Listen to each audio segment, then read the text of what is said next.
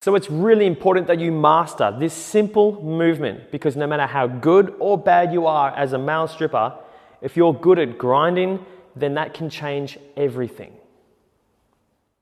Okay, first thing you want to do is you want to adopt a nice wide stance.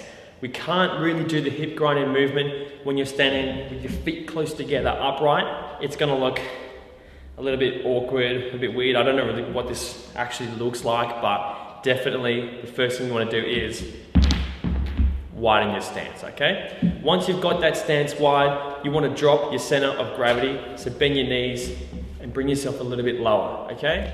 We want to use the 4-point system in order to achieve a sexy body grinding movement with your hips, okay? So I'm going to go through the 4 points with you right now.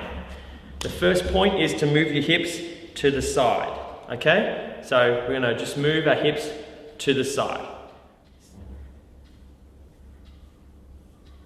And we have a hip grind. Here's a little extra. When you're doing the hip grinding movement, it can get a little boring after a while if you're just standing here and grinding. To keep it interesting, to keep it dynamic, and to keep the audience interaction high when you're grinding, you can move from either leg. So shift your body weight from each leg. Now, one thing you can do is you can just completely leave your arms down and behind your body. Don't leave them lying on the side of your legs. It looks a bit weird like that. So you can leave them down on the side of your body. Or another common error a lot of guys do is they're not isolating that hip movement enough. Instead, they'll get their whole torso involved, a bit like this. That's not a grind. That's doing the hula hoop, and that's not what we want to do.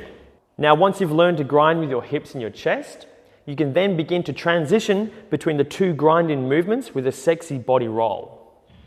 All right, the chest grinding movement. Now, this movement is more so, in my opinion, to do for the crowd. It can work when doing a lap dance for a girl, but I think it's a bit too full on when sitting on a girl's lap to be doing it in her face.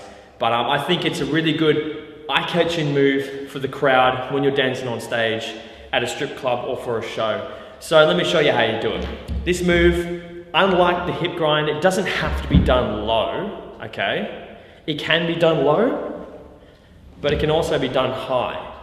We're just standing up normally. It really depends how you rock it. So there's no real definite answer there. If you want to see the full video, make sure you click the link in the description below. And for my YouTube audience, for my YouTube viewers, I'm also giving you the opportunity to schedule a free one-on-one video chat with myself. You get to talk to me for 30 minutes and we can talk about anything that's on your mind. So take advantage of it. My time is yours. Click the link below and I look forward to having a chat with you soon.